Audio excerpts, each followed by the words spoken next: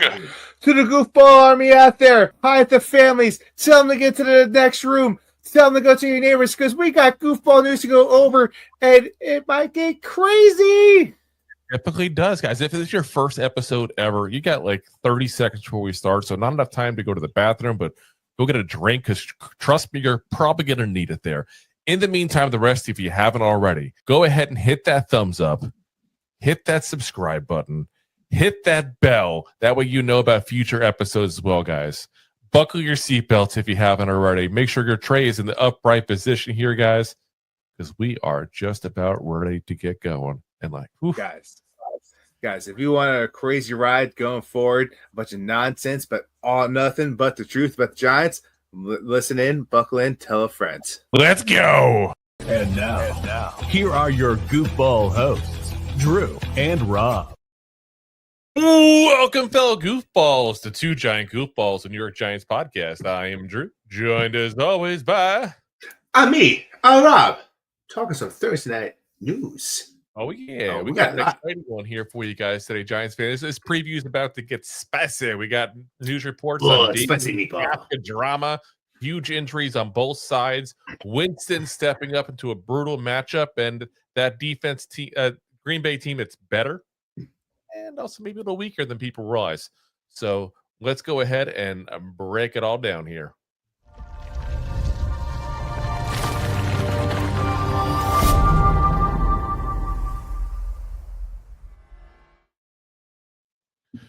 All righty, guys. We got a starter on up here with a like an old face. That's a new face here. Guess who's back?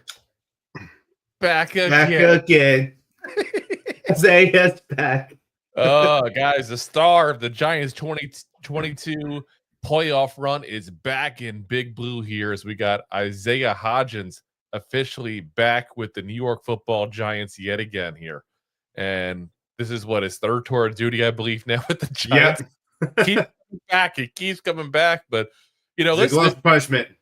It's ironic because we flipped out yesterday that we lost little Jordan Humphreys, which I'm still pissed about, by the way. That doesn't excuse us.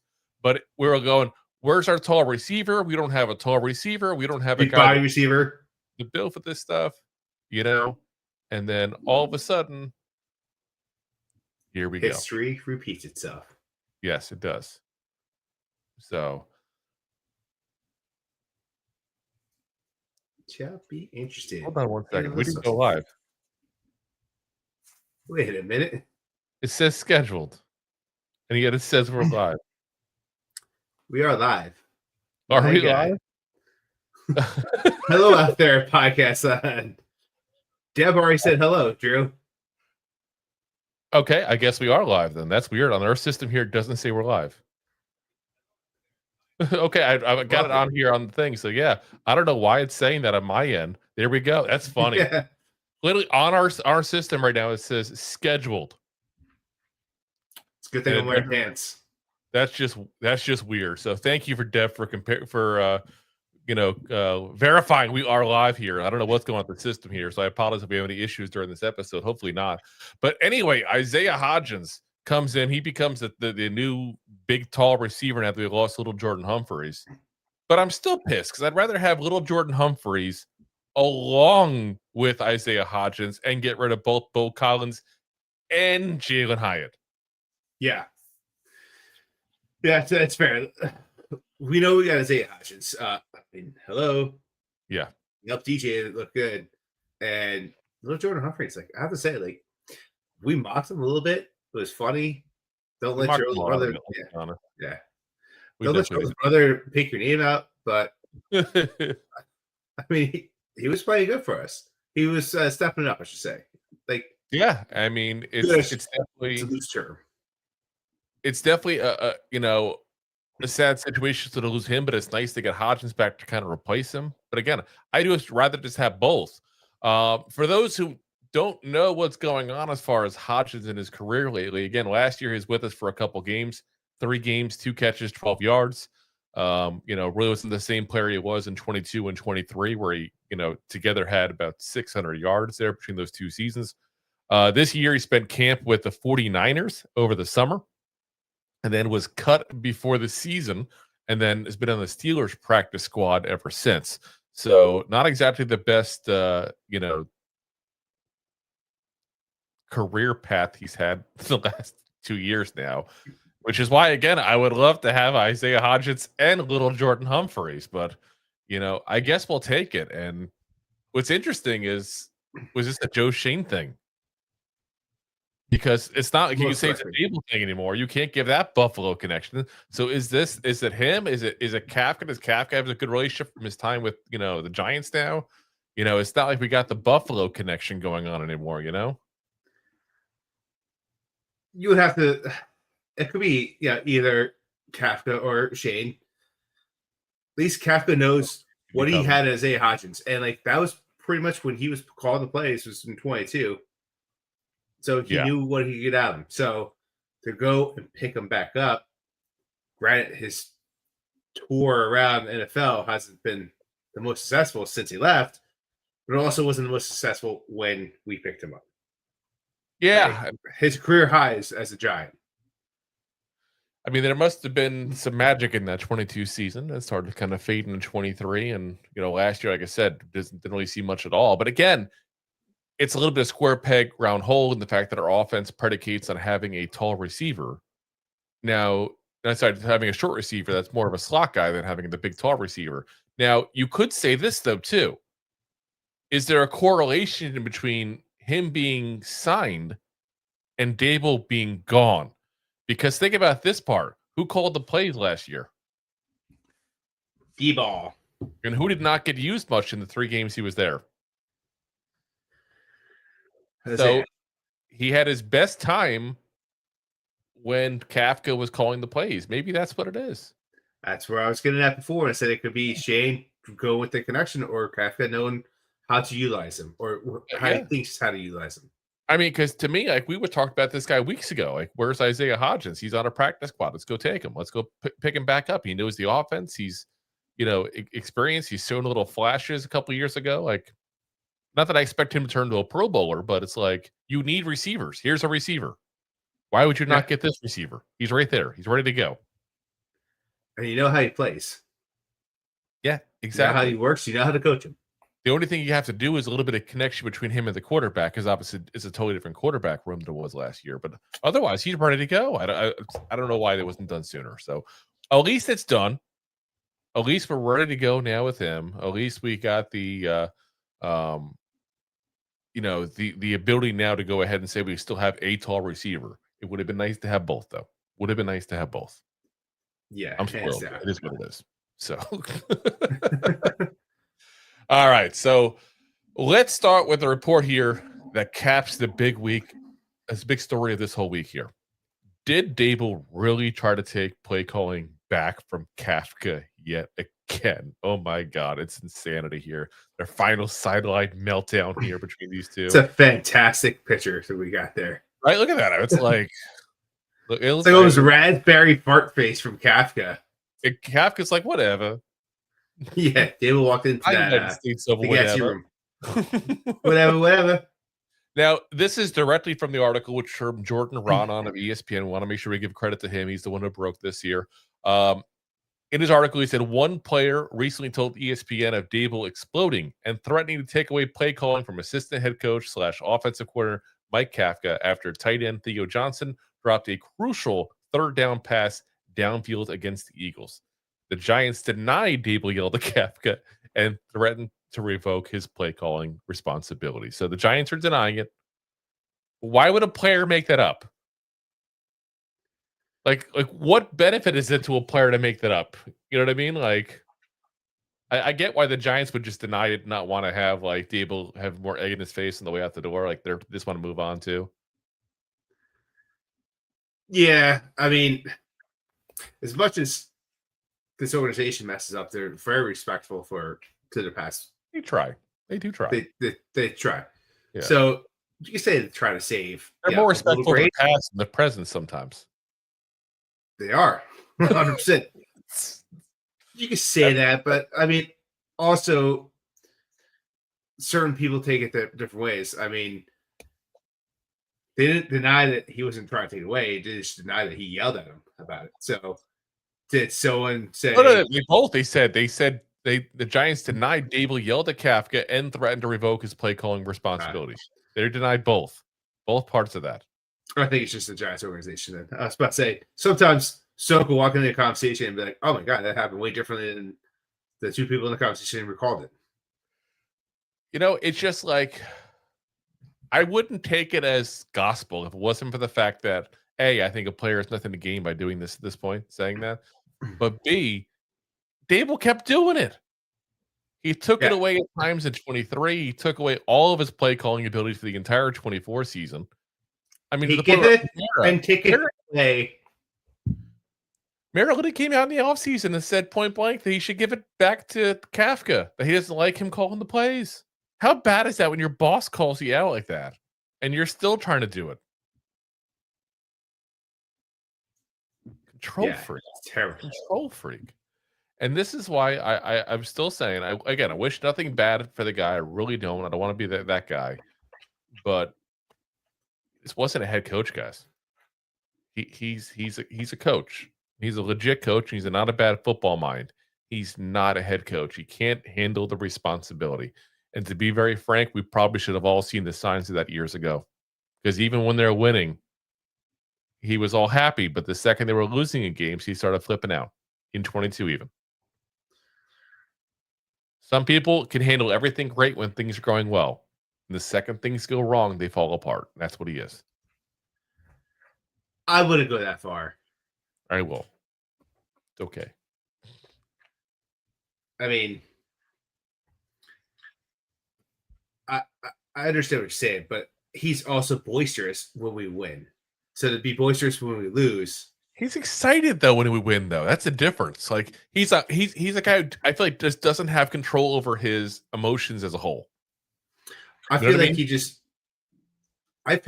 yells all the time. I don't think he understands what a library voice is or an inside voice is. 2022. When they won for the 2-point and the one was a very dramatic win. I was watching like kind of someone did like a montage of like things that happened in Daboll's time with the Giants. And there he is in the locker room, and no one make fun of my dancing again. Like this. Like that, like with the whole team and everything, and the huddle and everything going all crazy. Like there was a happy version of him as well. There definitely was. And that's why I'm saying I just don't feel like he had control of it. I think he's a high emotion guy that can't get that in check. And that's just kind of a scary thing to be in life in general, because life is just too stressful in general. You don't need that kind of crap. Man, that guy's going to have a heart attack. Yeah, like seriously. Like, running for the swings. If we were sponsored by BetterHelp, I would recommend it. BetterHelp. Like, that it's just shot. It just he needs the help there. And like I said, I'm happy for Kafka in this whole thing. And this just kind of solidifies that even more, because poor Kafka. Like imagine your boss like saying, "You can do this. No, you can't do this. You can do this. No, you can't do this. Oh, you suck at this. I can take this back from you." Yeah. How crappy must that be? Especially when you're literally stuck there. You can't go anywhere else because you signed a contract. That's the worst part. And you didn't know about that going into that, obviously. Yeah, he was just excited as the Giants fans to come over here and just be thrilled to have an OC job. Yeah, I mean, who wouldn't be? It's a promotion. It's more money. It's more responsibility. It's one step away from being a head coach. He probably thought it was a dream job. Well, guess what? You got to be a head coach. Even if it's got the word interim in front of it. Yeah. Well, yeah, also as assistant. We forget about that part. Head coach, yes. Not quite the same. Not quite the same. Yeah. All right, guys, let's go start talking about the game coming to this weekend here. So this game literally might be decided by who's actually healthy enough to play. Let's break down the injuries that really matter there for us in this game, because there's a ton of injuries coming up for this game, guys. Let's break it down here with the list. So on the Packers side, we're going to start there for you. Edgerrin Cooper started off with a foot injury earlier in the week, limited participant, now full participant today. Romeo Doubs, full participant both Wednesday, Thursday, but he's got a chest injury he's dealing with there, so obviously I expect him to play since that's full participant across the way there. You got Kingsley Enagbare. I'm probably mispronounced that last name there. The defensive lineman, knee injury, limited participant both days. That makes him questionable. Matthew Golden, who, listen, we didn't like Matthew Golden very much coming out of the draft. They seemed to. They made him a top pick. And I know a lot of other people did. Not doing so well this year so far, but he's limited participant with a shoulder injury. Nate Hobbs, knee injury, did not practice either yesterday or today. So again, I got to imagine he's not going to be probably in. Micah Parsons, I think we all know him from his Cowboy days, obviously. Pectoral injury, limited participant Wednesday and Thursday. So again, got to list him as questionable, but Parsons usually plays. He'll play. He usually plays some stuff. Yeah. Offensive lineman Zach Tom, back injury, limited participant both days. Lucas Van Ness, a very good player here, foot injury, did not practice on Wednesday, limited participant on Thursday, so he is improving. Whenever limited participant, you don't know what's going to happen game day. As a Giant fan, but I hope he takes a week off. Just rest it up. Yeah. Get that foot injury right, you'll be fine. Yeah. You only got 2 of them. Save yeah. It. Exactly. You know, you got to put your best foot forward. Yeah.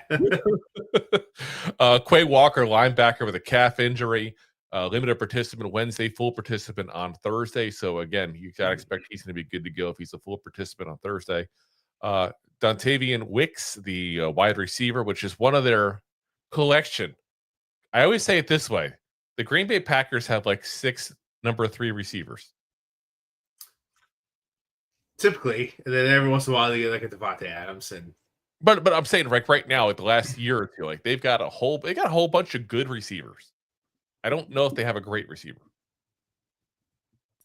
Like, I would say they have more depth over pretty much anybody in the league, but they're missing that number 1. The past couple of years we always talk about the Batman and a Robin. They pick up a whole bunch of Robins and like that the Robin, one Robin, but the Robin and Batgirl and like Damien as well. Yeah, there you go. Damien, not quite Batman or Nightwing, but they have such a selection of them that they just spread the ball out, and that's okay. It works for a lot of teams. It does. And listen, they're winning. Well, I shouldn't say a lot of teams. We can talk trash, you know. Yeah, it's like when you go to fantasy football, like. Are you going to pick up like Malik Neighbors or are you going to pick up a Romeo Doubs?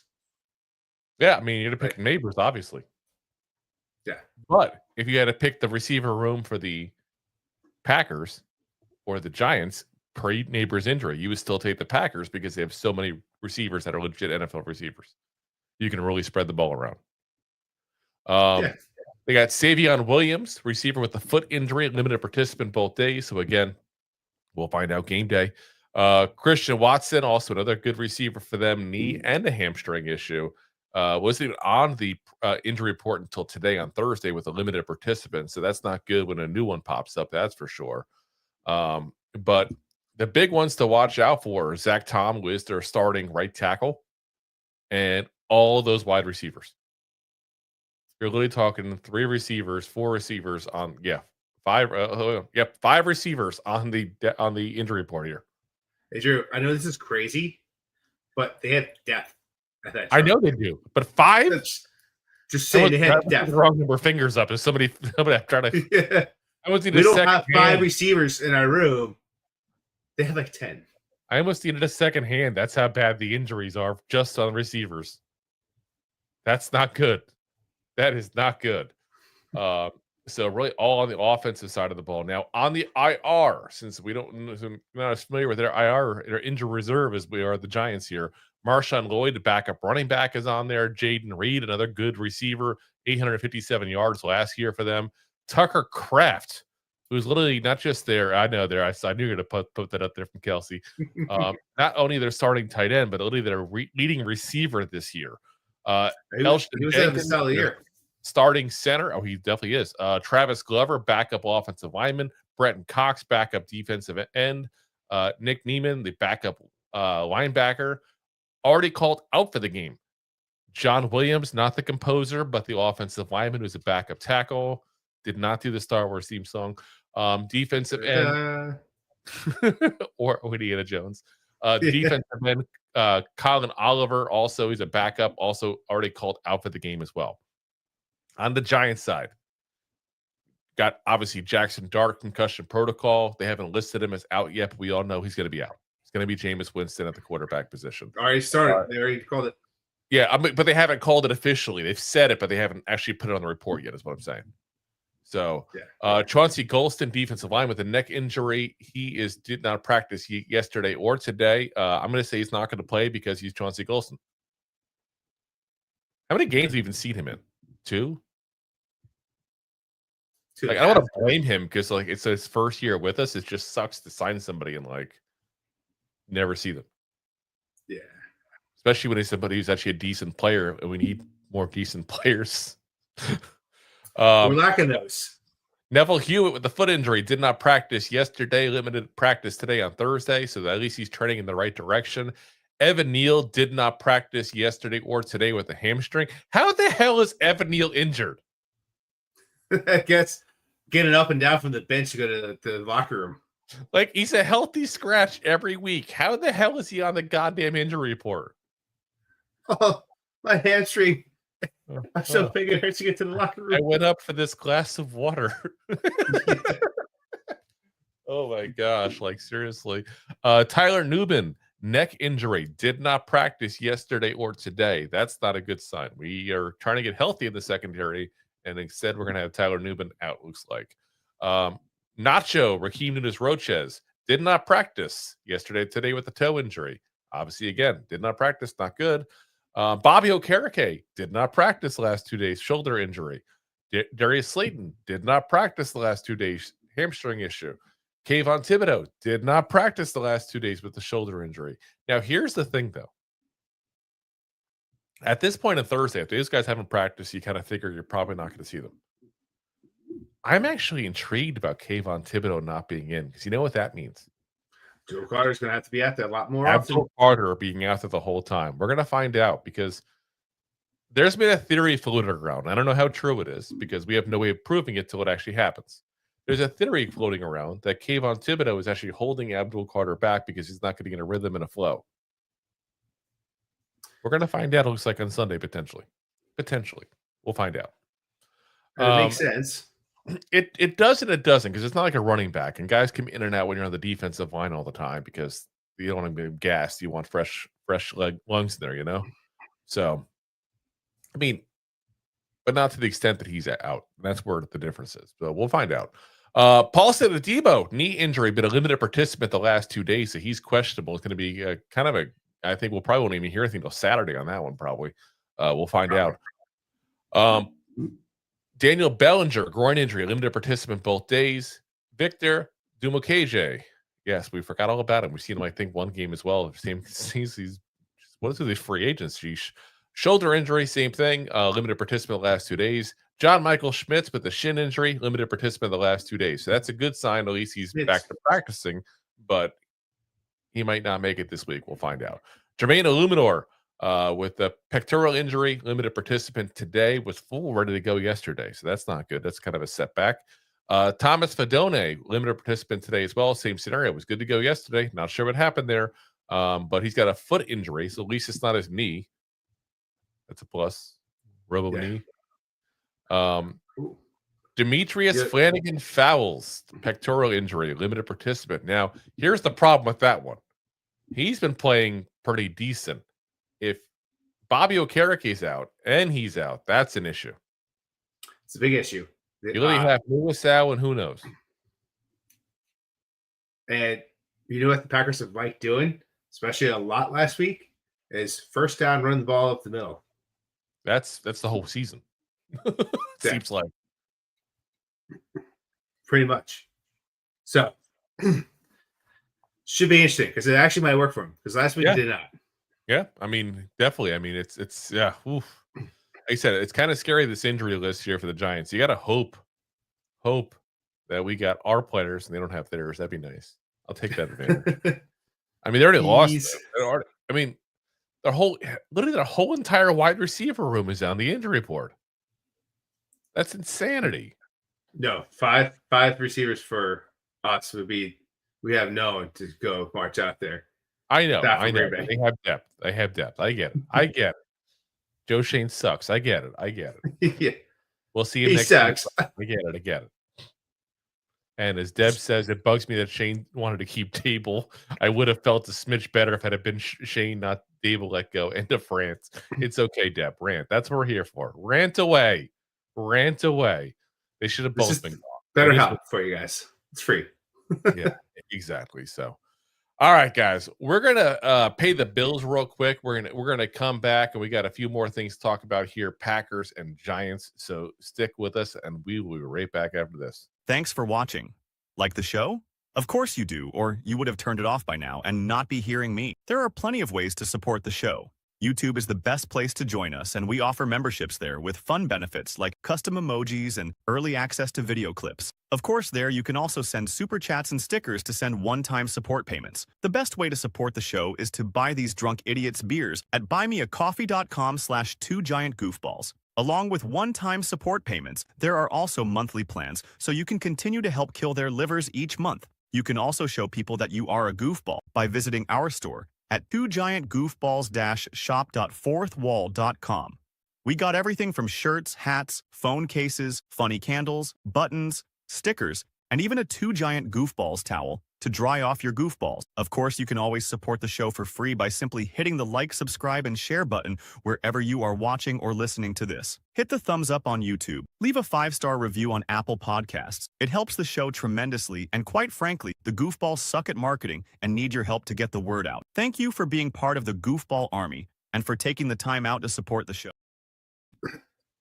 All righty, guys, let's get back into it here. We got to go ahead and meet the Packers here. Forget about the old Packers. This version does play completely different.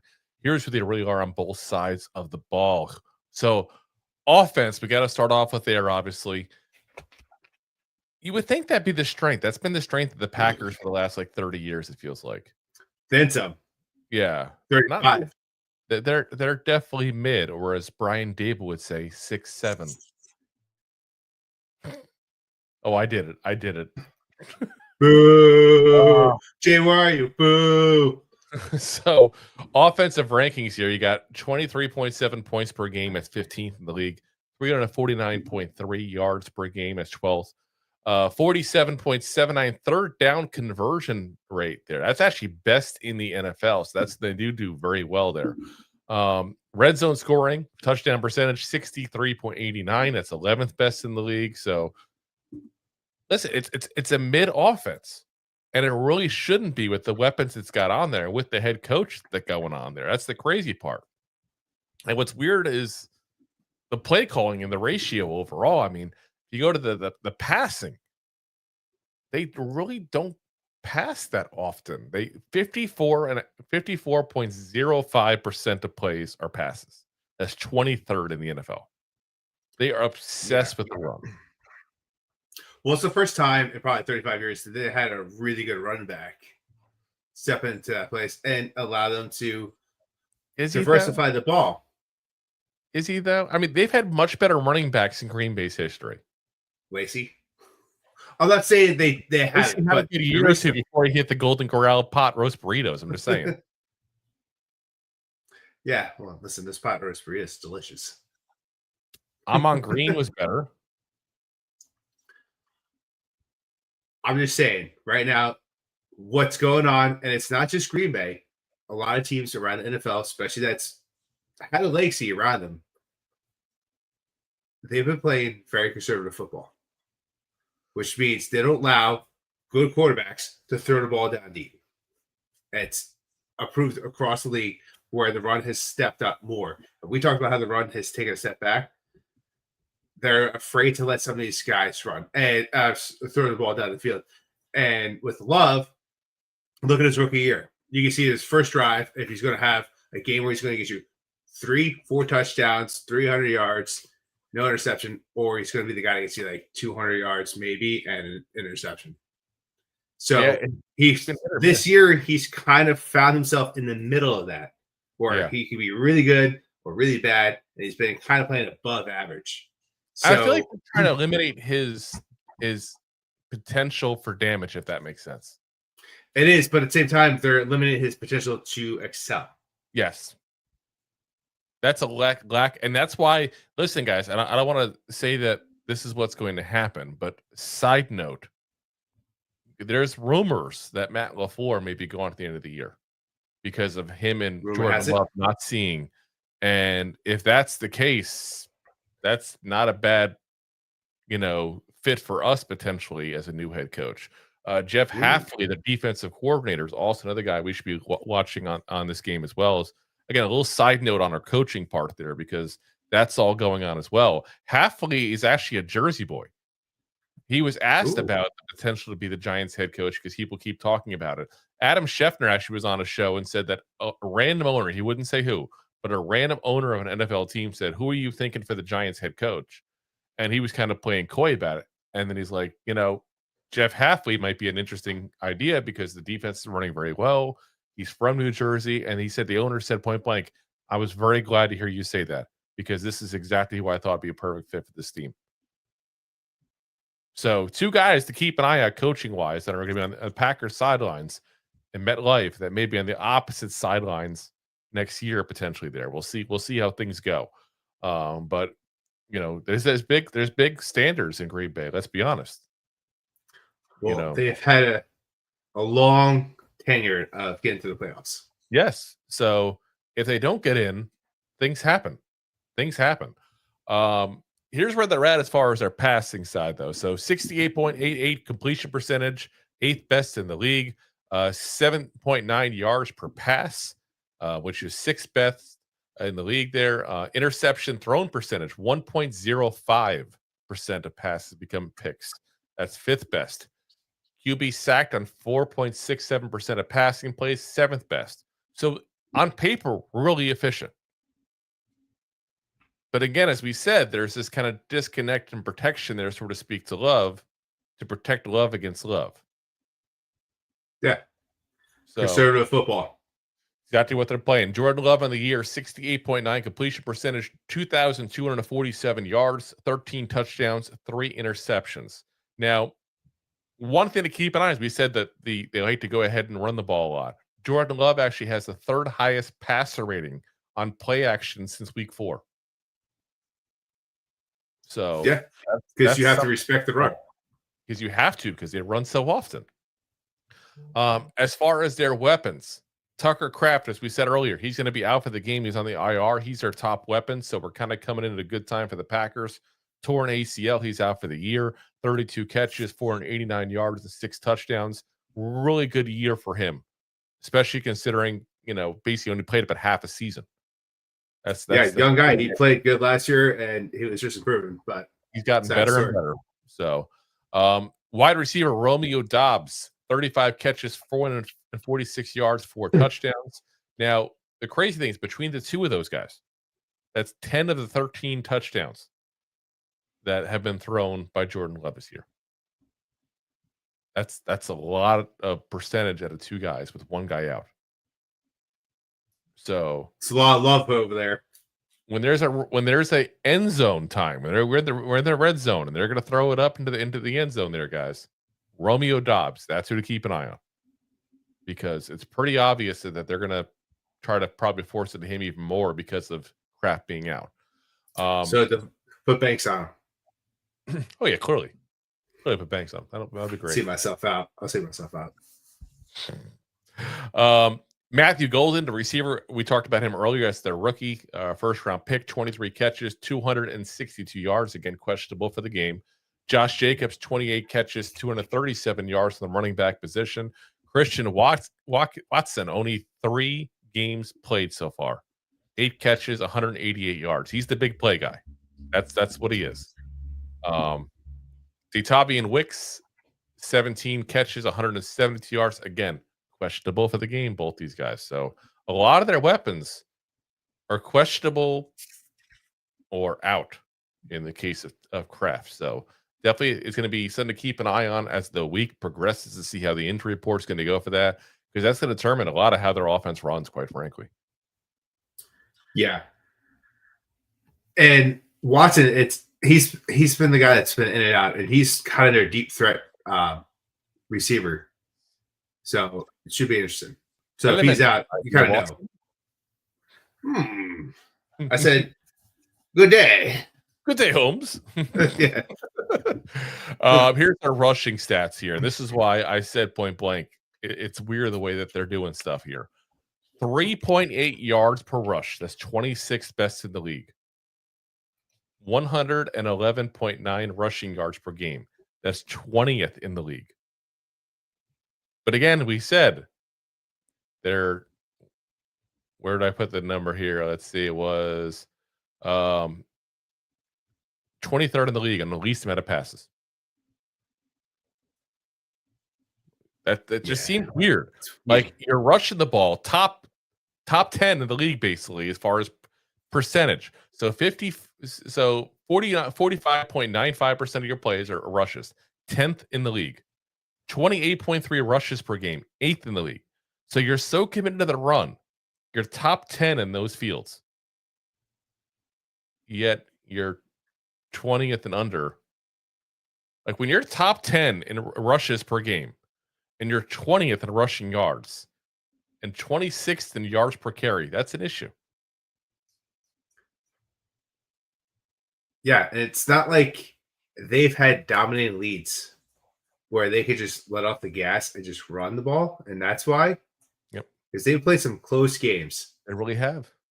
And like the Commanders, they beat by just shy of 10 points. So yeah, you can run the ball there, but to go play the Browns, they lose. They weren't trying to run the ball to make up the time. Cowboys tie, 40 points on the board. It was a back and forth. That's probably one of the best games the Love had this year.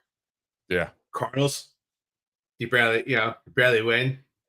You're barely ahead of you probably ran a lot against the Bengals just because they had no one. It wasn't like Flacco. Oh, Flacco was there, but it wasn't like he. Yeah, I think it was Flacco's first game. Yeah. So I mean this is just what they're kind of dealing with on offense there. I say Lacy. I'm gonna say Eddie Lacy. We're talking about him before. Josh Jacobs. He looks like a slightly more svelte version of Eddie Lacy. 162 yards, 608 yards overall in the season. 3.8 yards per carry. That's bad. I'm sorry, but that's like you're almost missing a yard over what you should be. Like imagine you're going to go ahead and make running your main thing. I'm going to be top 10 in how many times I run the ball. And my running back's going to average what people used to average 35 years ago. I mean, he's on pace to put like 1,200 yards on the day. 3.8 yards per carry. 100%. And that's because, when you're trying to stuff the ball down everyone's face, you kind of know what's going on. So he breaks down for a little bit and he gets 1 yard, 2 yards, negative yards, 9 yards, 1 yard, 3 yards. And it just kills his average because all they're doing is trying to run it. It's easy to defend against that. I'm going to go into with the actual numbers here as far as this. So he is 4th in the league with the most carries. Okay. Number 3, James Cook. And we just said 608 yards, 162 carries. Cook has only 4 more carries. How many yards do you think he has? Oh, 7, right? 920. Oh, wow. Yeah. Now, Christian McCaffrey. Now you can have the conversation because he's having an off year as well. We've said he's overused so much that they're just stacking the box against them. 180. Still. No, I'm saying point blank. That's why I'm giving equal to Christian McCaffrey. The difference is McCaffrey's a much better receiver, obviously. But 180 carries, 626 yards. So he's actually even worse. So, 189 carries for Jonathan Taylor, 1,139 yards. Now, you can give him as an exception. He's having a career year. Let's be very frank about that. But let's go to right beneath him. J.K. Dobbins, 153 carries, so 9 less carries, 772 yards. What I'm saying, he's having a year where he's just stuffing the ballots, so to speak, there and just rushing. And I feel like it's just a weird mix to do on the offense right now. And that just highlights to me the disconnect with Love right now on LaFleur. And that's why these rumors are starting to trickle here that it might be time to separate those two. And you have one in a contract for $50 million a year. Which one do you think you're getting rid of? That's pretty fair. Yeah, like that's just 100% what it is. But let's see here. So other running backs, sorry. Emmanuel Wilson, 42 carries, 180 yards, 4.3 yards per carry, so a good half a yard additional. Jordan Love, 31 carries for 138 yards. That's 44 and a half yards a carry. So again, they're going to run the ball. They're going to run the ball, and they're going to run the ball. And guess what? We have trouble stopping. When teams run the ball. So I'm doing all this trash talking about Josh Jacobs, which isn't really trash talking. I'm just giving honest feedback on what I see here. He's going to have a great day. Our linebackers are all banged up. We're out a couple of defensive linemen. We've had trouble stopping the run all year long. I fully expect Josh Jacobs to have the best game of his entire career, and he'll probably be up to, let's see, 608 right now. He'll probably have about 750 by the time the game's over. I don't think so. I'm going to go that far into it. That's how bad our run defense. Again, keep in mind, Okereke out probably. Nacho probably out. You're going to have Flanagan Fowles probably out. Like, we're going to be Demuasau and whoever the hell is left standing at that point, a linebacker.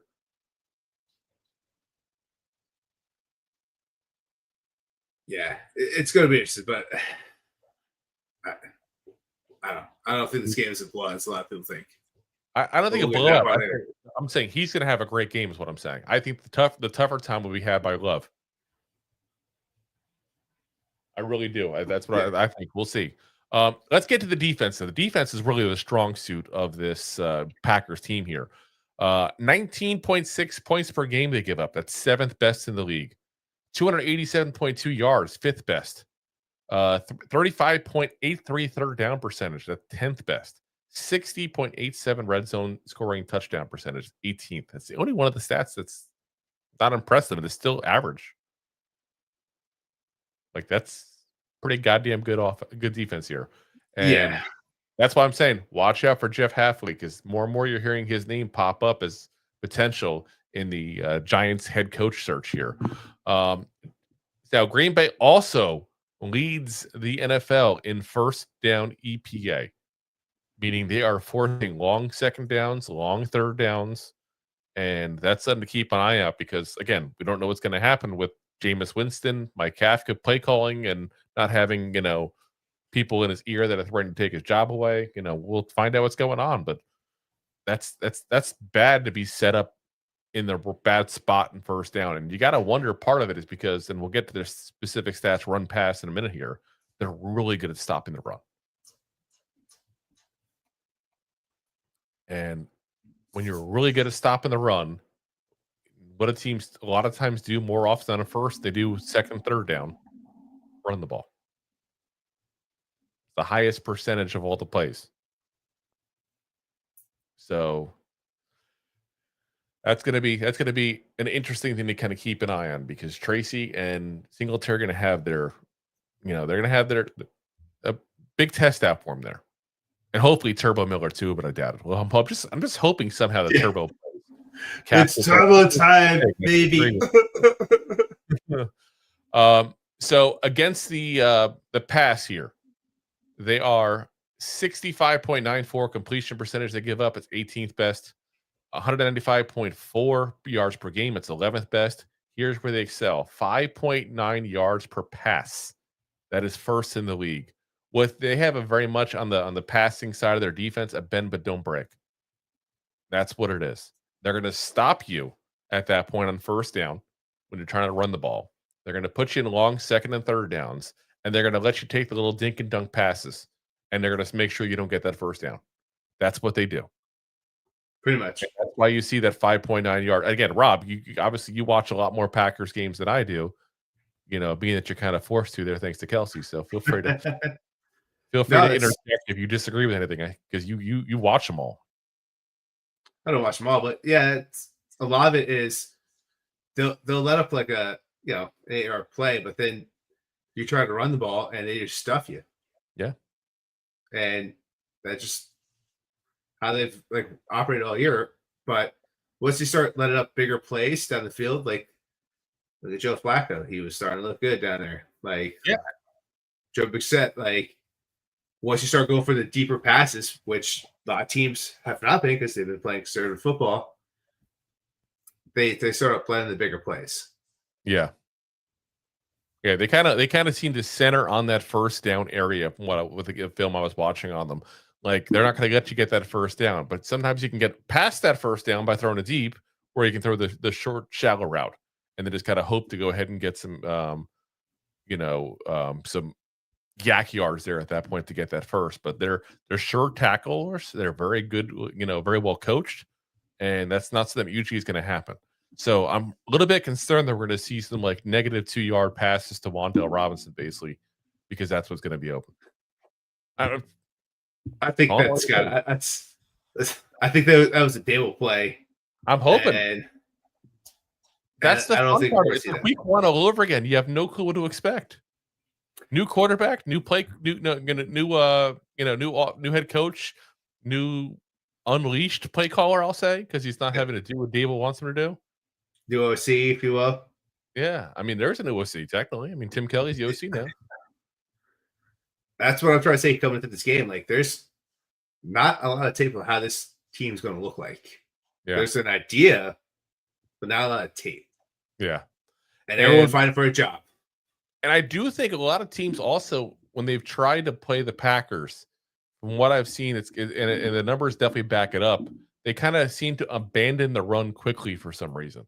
Again, like you said, they played a lot of close games. I'm not sure quite why. So they're literally trying to pass on 61.4% of passing plays on them. That's 6th highest in the league. They're just abandoning the run. And I get it. They're very good at stopping the run, but you can't abandon the run because then you lose play action. Then you lose the element of surprise there. Like they're just all ready to go. Next one. You're letting Micah Parsons and Rashawn Gary go ahead and just pin their ears back and go right for the quarterback. You can't do that. No, but it seems like if you do a lot of set up the play actions, very big against this team, but they're going to stop and run on the first down. But if you sit there and possibly do like a little play action and actually throw it to the running back, you got a good receiver and running back, let him run up for 4 yards, it changes how that defense sets up. Yeah. And it's not that much, but it sits there where they get confused themselves. Are we running the ball or are we throwing the ball? You got to do it. You can't abandon it. You cannot abandon it. Defensive ranks against the run. 3.8 yards per carry, 6th best. 91.8 rushing yards given up per game, 6th best as well. So they're a top 10 run stopping defense, guys, point blank. Top defenders. Quay Walker is their leading tackler, 77 tackles, 1.5 sacks. 6 tackles for loss and 4 passes deflected. Edgerrin Cooper, their other linebacker, 68 tackles, half a sack, 1 tackle for loss, 3 passes deflected, and 2 forced fumbles. Xavier McKinney, we got the comeback for McKinney here. It's a lot of homecoming there for him. There are 59 tackles, 1 sack, 4 passes deflected, 2 interceptions, so much lower than they were last year. But he literally has 2 of the 3 team interceptions the Packers have. So he's still their leading, go-getter, so to speak. 1 forced fumble. Rashawn Gary, 31 tackles, 7.5 sacks, 7 tackles for loss, and 1 forced fumble there. So he's actually their leading sack guy. Not Micah Parsons, but having him with Micah Parsons has allowed him to get freed up a little more, obviously, too. So big time. It's that trickle-down effect. Micah on the year, 22 tackles, 6.5 sacks, and 7 tackles for loss. No other player on their team has more than 2 sacks. So if you want to stop the pass rush, little column A, a little column B, and that's all you got to stop. Yeah. I mean, I say no column C. I think, especially with Jameis, because we all know what Jameis is. You know, Jameis has the tendency to forget what jersey he plays for. You just might want to go ahead and leave a running back on one side, and leave a tight end on the side at that point there. I would love to see a whole bunch of 13-man setup. Because I'm telling you right there, you do that kind of setup, and next thing you know, you give Jameis Winston time. There's one thing, that guy will chuck it. He has no fear of chucking it whatsoever. Probably should have more fear than he has. So track record says yes. But you also get a 13-man setup. Then you get Fertoni out there, you get yourself Bellinger out there, and then you have Manhurts in there blocking a little bit more, give that guy more time. Allows the receivers open up down the field, and it also allows some of these tight ends to get out there. So yeah, and that's why, like I said, I'm curious to see what happens. I really am. Let's see. We got a couple comments here on this game coming up here. Let's see here. Of course, you got Kelsey being upset that I'm talking trash about the Packers, but I'm not. I'm just calling like it is. I'm saying the truth. It is what it is. Yell at him, not me. It's the truth. The whole truth and nothing but the truth. Jay says, damn true. That shirt hits hard for you and Dave's right now. Wow. Says, I'm very good at doing absolutely nothing. Listen, I got till Monday. Monday's when I start my new job. So therefore, the next couple of days, I'm enjoying the last few days of unemployment and relaxing days. And it's been nice. It's been nice. So I'm a little crazy because I like to do things and I need things to do, but it's nice. Let's see. Jay says Green Bay plays down to their competition. Yes, they do. 100% they do. As we lost Rob. He sneezed himself off the screen. You there, Rob? He did. He sneezed himself right off the screen there. But yeah, this is literally a team that has lost to the Browns. The Browns. Like that's insanity. So, played close to the Cardinals, tied with the Cowboys, lost to the Panthers, which Panthers are better this year than they've been other years, but it just sounds bad because they've been bad for how long? It's just that's what this team is. So now at the same point, they beat the Lions, so they've got some there. They beat the Steelers, who just put a whooping a couple weeks ago on the Colts. They barely lost to the Eagles, which we know, listen, we don't like to say it on the show, but we have to kind of be honest about it. The Eagles are a damn good team. So, their record has been weird. They just played down to these bad teams. And guess what, guys? We are technically a bad team there. So it is what it is there. They're going to play down to us probably. Jay with the 499 super chat there. Appreciate it, man. He says, congrats on the new tire shop job. Seriously, that is fantastic. It's been going on it's been in the works for a couple weeks there. I've literally, like I said, I'm blessed. And I mean this seriously. I'm not trying to be facetious or joking around. I'm blessed that I have a lot of people I know in my industry that are just great people. And the second they heard that I was out of a job, they're like, we got you. So I've just been waiting for the last 2 weeks for everything to come back, basically, for the background check and medical, physical, and all that stuff they do for this company. So, and you'll be glad to know it actually is a tire shop this time, because I can tell you it wasn't a tire shop last time. Oh, we got Rob is back. He unsneezed himself. I sneezed myself. So, but yeah, it was actually, I can tell you now because I'm not even in the place anymore. So, but it was an auto glass instead of a tire shop. But yes, now I am going to a tire shop again. So you'll be able to make fun of me all you want now, Jay. It'll make more sense. Shane Gillis over here. Jason, it would be super interesting if the Giants played a clean game, no dumb penalties or mental mistakes under Kafka. Yes, I'm very curious to see what this team does in general, because Kafka doesn't strike me as this guy that's going to go like ballistic like Daboll did. And that's, he's very stoic. Yeah. Yeah, he's not going to be as emotionally driven, which is good.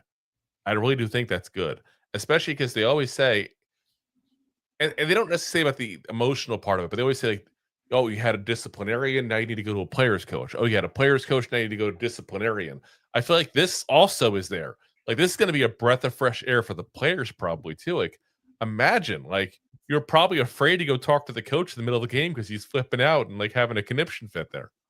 Yeah, because you said players coach and this player coach, and you kind of had both in Daboll. You just didn't know which demon you were walking into. Yeah. And you just saw like Sunday, like when we were playing, or sometimes Thursday night football or Monday night football, but you don't know what it was like Wednesday morning. Was it Jekyll or was it Hyde? Yeah. And I'm sure we've all worked for a boss like that. It's a very unsettling workplace. Yeah, it really is. So as J Soul says, conservative equals unethical football. Yes, you play to win. You don't play to not lose. That's been the Giants' problem the whole entire season. Jay says, Rob with the 4D chess. Nice. And then Revenge talking about McKinney there. Yes, it is. Jay Soul says, Kurt Warner said Jameis makes better reads and throws than most of the quarterbacks in the NFL. He just doesn't put those together. You know what it is? I think he does read well. I think he does throw well. But I think the problem is that he's it's like a gambler that can't help themselves. You know what I mean? Like he just throws spot and just can't help himself. He's like, it's there. And sometimes when you're a gambler, you see things that aren't there. Like, okay, I see this card here. I can do this. I can put this money down. Like that's what I feel like was with him, you know? And it's just unfortunate because I think if he was able to stop that one thing, which he did in New Orleans, I think he could have been a damn good quarterback in this league.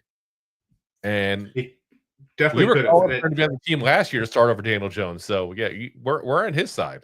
We may joke around about the exceptions, but I'm not necessarily saying to start over the DJ, but he was the only legit person we could have got last year that would have challenged DJ, and the only guy that we could have got for a fair amount to actually, I would like to start over him if that was the case. If he was beaten out. Winston, like you just said, when he played for the Saints, they played a little more conservative for him, and they eliminate that gambler's aspect, right? The over the 25-yard throws. You're not going to do that every 3 downs, which is something that he used to love to do with the Buccaneers. But I mean, he also threw 30 touchdowns, 30 interceptions his last year's starter in Tampa. Yeah, pretty sure he had the one game where it's like 500 yards, 5 touchdowns, but he had 4 interceptions. Like, I'll tell you guys, it's going to be absurd. An eventful game to watch. I don't know, good or bad, we'll find out, but it's going to be an eventful game to watch. I think that's safe to say. Yes. So, as Jason's Xavier Kinney seeking revenge. I mean, listen, if Wink was there, especially, he would have. That's for sure. I don't know if he's got revenge anymore for anybody but Joe Shane. Basically, at this point, like that's who his only beef was, who's left. Because keep in mind, McKinney literally called Joe Shane. Well, his agent did, not McKinney himself, I'm sure, but they called Joe Shane and said point blank, "This was the offer we got. Would you match it?" He wanted to be a Giant, guys. Of all the talks we've had of people that want to leave here, McKinney did not want to leave here. He was definitely a leader of that defense, and he was a locker room issue. He was. Towards the end, he definitely was. Posting crap on Twitter, getting into arguments with Wink. He was, he had the ATV incident at that point there. And I don't think he's necessarily a bad person. It's just sometimes we forget these kids in their early 20s to mid 20s. He's got a Green Bay, and he's never had an issue. So maybe that beef, the locker room issue was warranted. Or maybe it was just, the lack of coaching and having a handle on things. Because I thought that, honestly, it's like for a guy who flipped out so much of the sidelines, I felt like Daboll never had control of the team. He definitely had control of the team. He had the team buy into what he was selling. Yes, but they wouldn't listen to him when he said specific. Like it didn't take on that professional atmosphere. I feel like the inmates were running the asylum to a certain degree. Season 2, you can say that.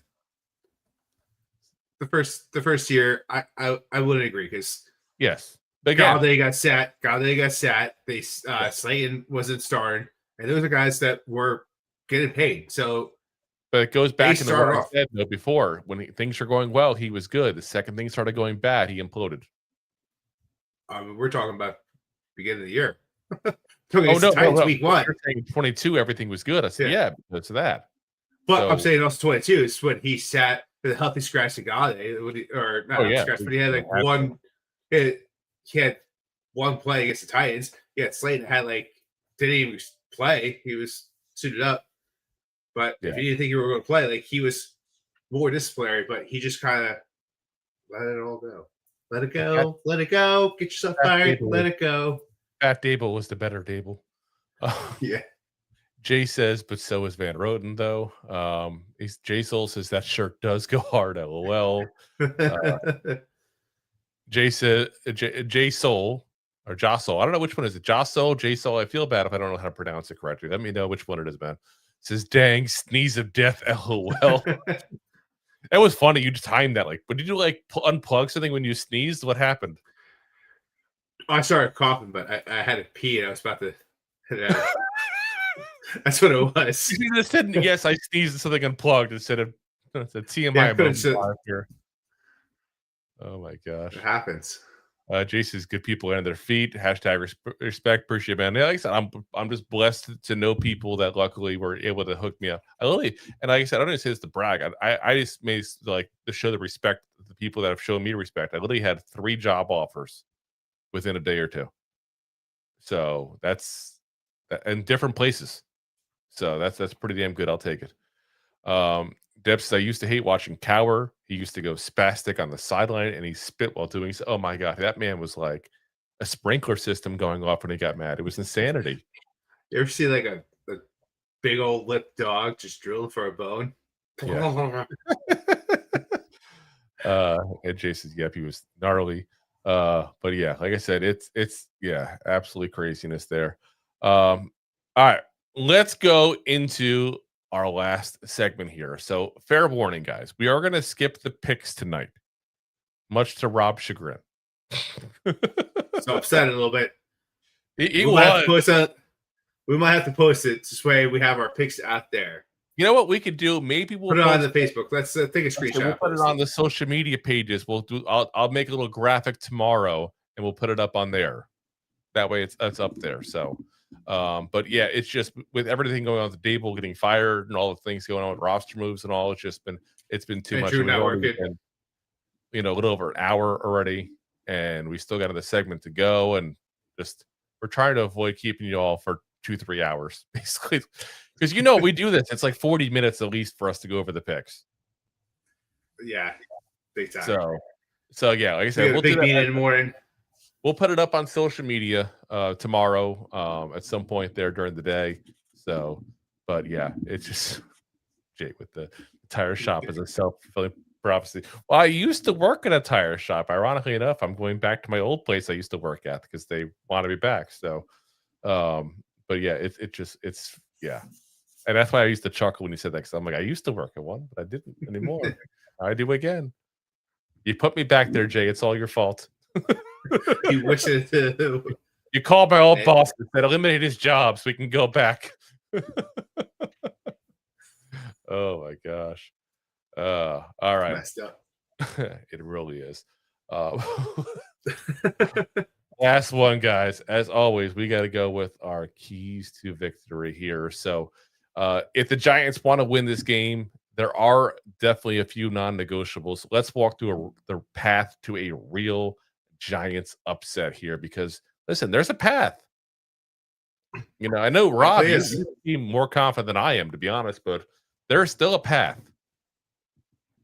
I'm not going to say it's a very good path. I'm not going to say it's been that the grass has been mowed down and it's been upkept well or anything like that, but there's the path. Let's put it this way. If I was a betting man, I wouldn't pick the Giants to straight up win, but I would bet them in the spread. I mean, that's been a safe bet for a lot of this year. I'm sure if I look to the win-loss for the spread, Giants are doing pretty good, actually. Yeah, we don't have to look it up. Now we're not doing the betting podcast today. Remember? I know, but now I'm curious. So Giants have a 5-5 record actually against the spread this year. So better than their actual record. Anyway, number one, first key to victory. Jameis Winston needs to not turn the ball over. He's been very, very, as we said, prone to that during his career. And he's going to be probably asked to throw the ball a lot because of the tough run defense. He's got to keep the ball on the right team. And listen, Winston, I also know you may not find someone open. I know you're a gambler. You have a tendency every once in a while to go for a little bit of run. You got to hold the ball with two hands. Don't turn the ball over that way. Yes. Do not embarrass yourself in the greatest city in the world. Yeah, the greatest city in the world. By the way, we're not just singing Hamilton songs at random. If you guys haven't seen, that's what he did at the press conference there. I'm talking about his first start here with the Giants. But listen, again, I like Jameis. I have more faith in Jameis than most people do. It's just, I feel like that's the issue you have, is that you have to control that part of him as best you can and try to put him in a scenario to eliminate that as best you can. Because quite frankly, we said this in the show when we signed Russell Wilson. We're like, why do we do this? We don't even need him. We got Jameis. We said that. Remember that. We were like, what the hell? And then the Giants hyped up Russell Wilson so much. We're like, maybe that was the right move after all. Nope. We were right in the beginning. Didn't need him.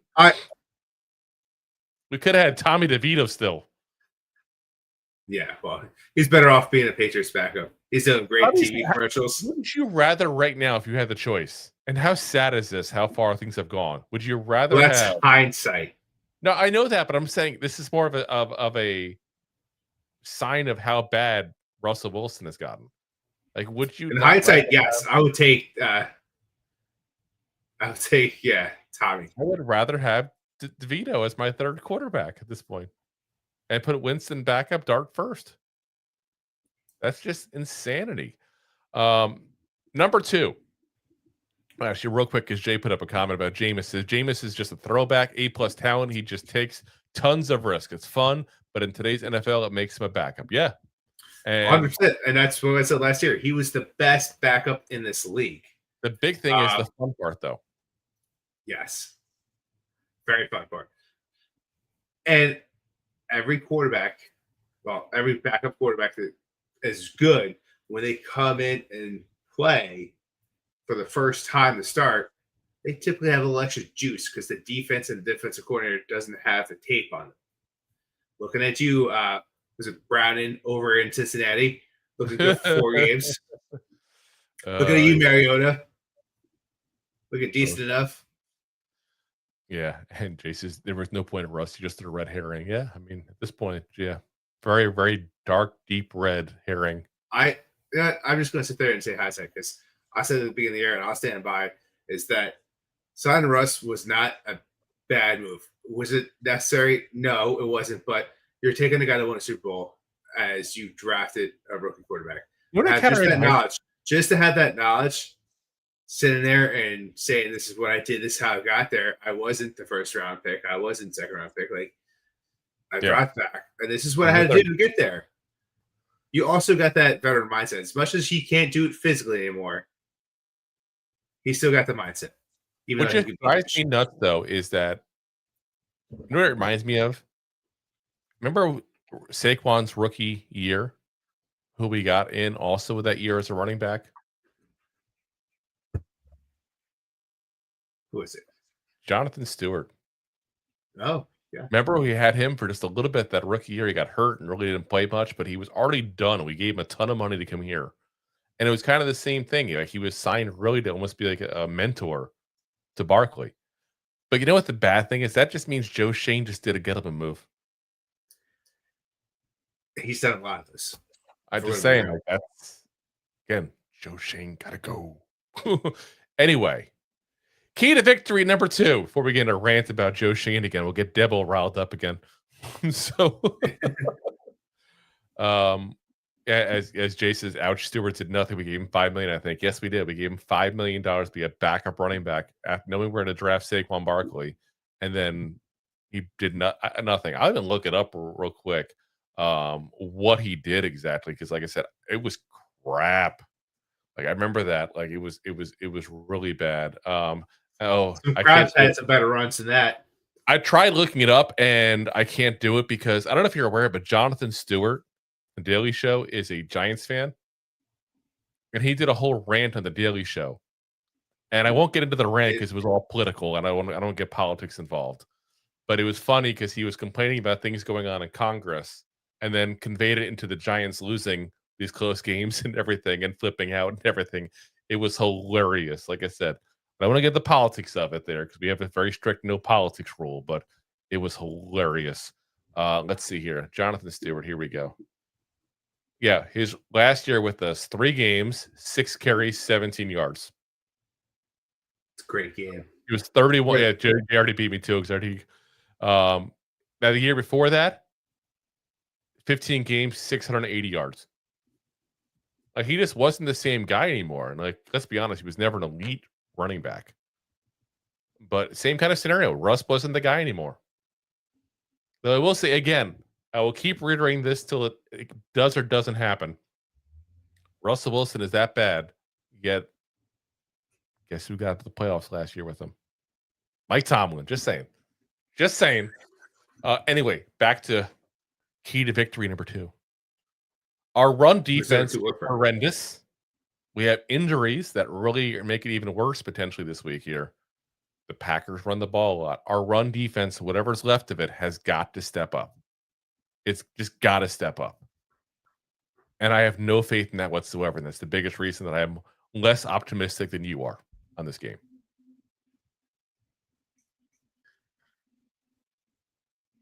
Yeah, I mean, you already said it yourself. That run average is terrible. It's horrendous. Yeah. Horrendous. 3.8 yards a carry. And you're 4th in the league in rush attempts. So it tells me they're not running the ball well.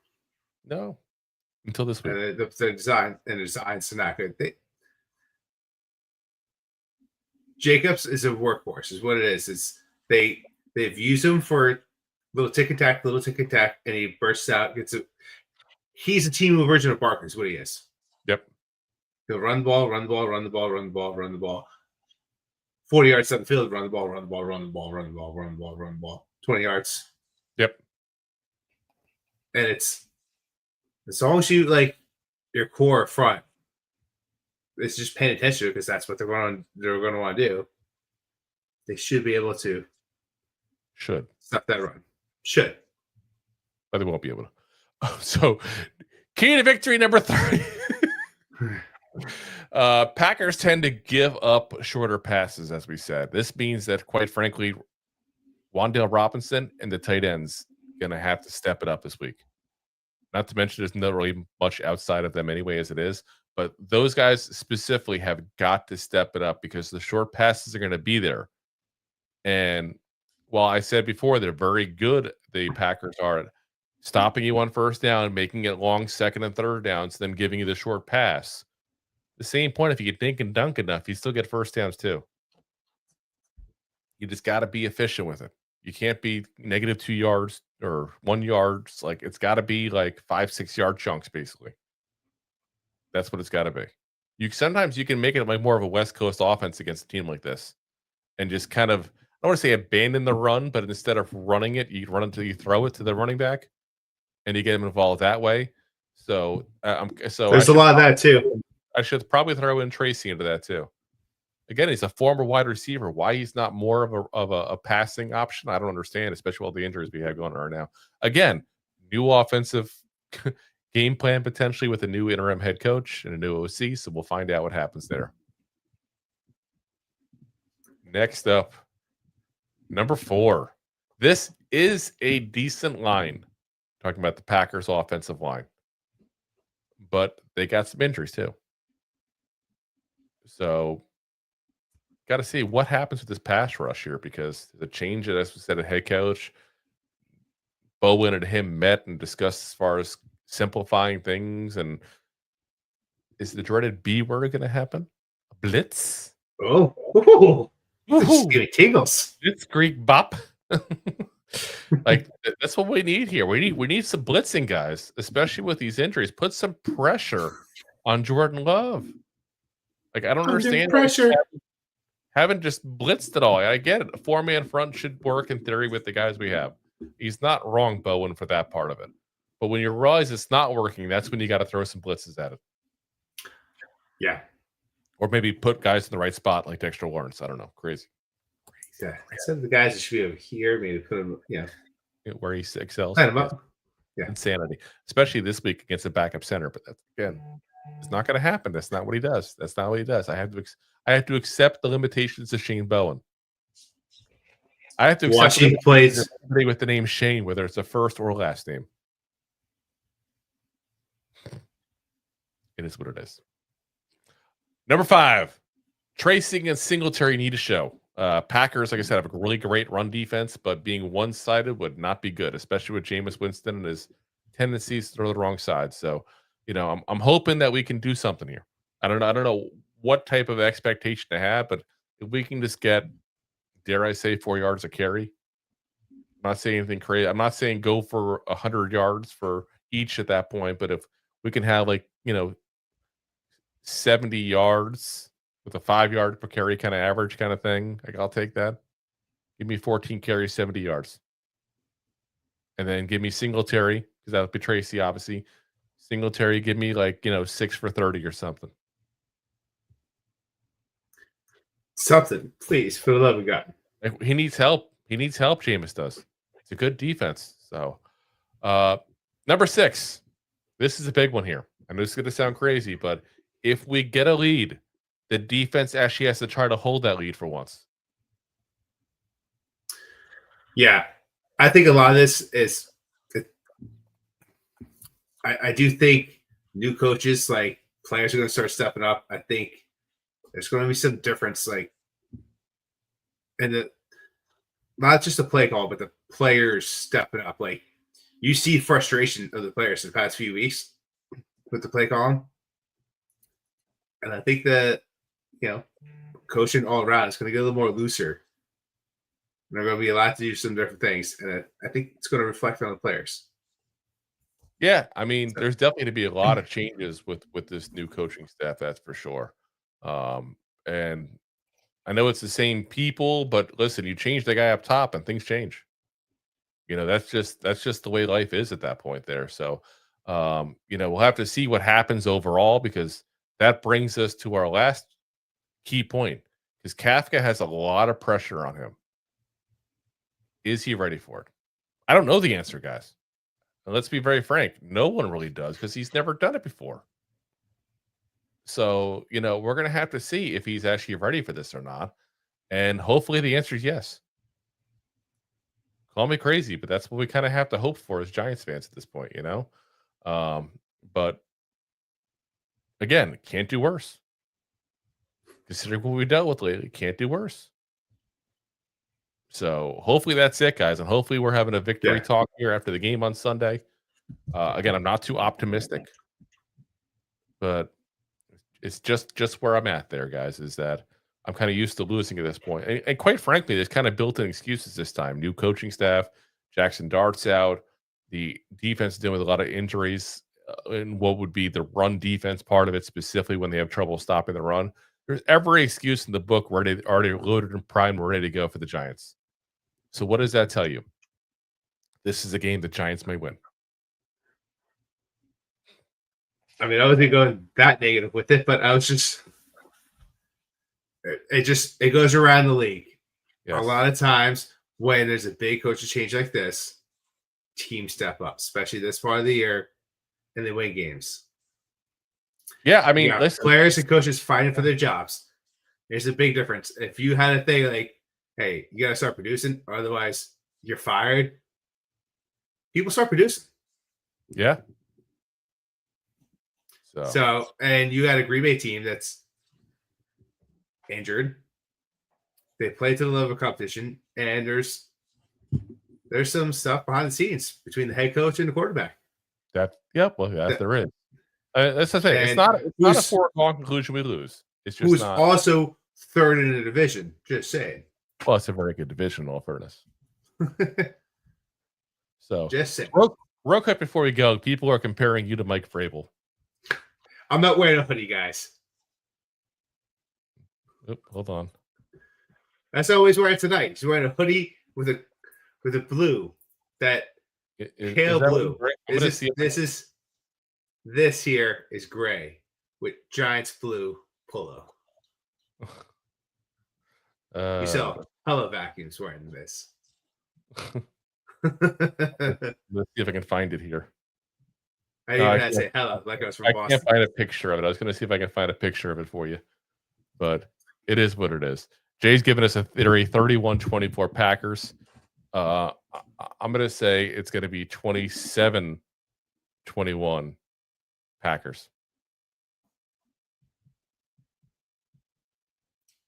I'm going to go probably 24-20 Packers, with the ability where the Giants are in the potential to actually win the game. We'll see, but it's not going to happen. We'll see. Like I said, anything can happen. It's the Giants. They win when you don't expect it. They lose when you don't expect it. So you never know. You never know. So I've called that games where we lost. I've called that games where I think we're going to play tough. And I call that games where I think we won. And you guys all call me crazy, but we call you crazy for a whole bunch of reasons. Yeah. So, as Kelsey says, 21-7 Packers. She hasn't watched her team at all this year. So, how'd you guys do? That's like more points than you guys put up against the Eagles and the Carolina Panthers. Damn. Shots fired. Shots fired. All right, guys, I gotta go catch. Listen, guys. Again, we talked earlier in the show about this. There's something going on with the streaming service we use to go to different platforms. It says scheduled. When I go to hit the button to end it, it just says go live. So we're going to do this. We're going to go ahead and play our outro video. I'm just going to close the window. Rob, you do the same, and hopefully that ends it. We'll find out. Because there's literally not an end button. I wish I could show you guys my screen right now. It literally says go live. So it is what it is. I've never had this happen before. This is crazy. So, we'll see what happens. So, but listen, guys, as always, we are live every Monday, Wednesday, Thursday, 9 p.m. Eastern Standard Time on, of course, YouTube, our preferred platform, along with Facebook, Twitter /X, Twitch, and of course, Rob's favorite, my LinkedIn profile. And of course, as always, we're available the next day on all the audio podcast platform. So Apple, Spotify, iHeartRadio, Pandora, all the big ones there. If you haven't already, hit that like, hit that subscribe, hit that share button as well. For a marathon here. Listen, I can make the chat box bigger just in case if you want. So you can just go ahead and talk to each other like that. Like I said, it should in theory end when we do that. We'll find out there. But again, appreciate you guys for go live and inside out. Appreciate you guys for being here with us and supporting us as always. We'll see you guys there on Sunday. Well, I'll see you guys on Sunday. Rob will be at the game, so he won't be with us on Sunday. But I'll be with the Giants. You'll be stuck with me all damn day. So appreciate you guys for watching as always. And as always, Giant fans, go G-Man! G-Man! Thanks for listening to Two Giant Goofballs, a New York Giants podcast. We appreciate your support. Thanks so much. Please, I'm begging you. Please subscribe.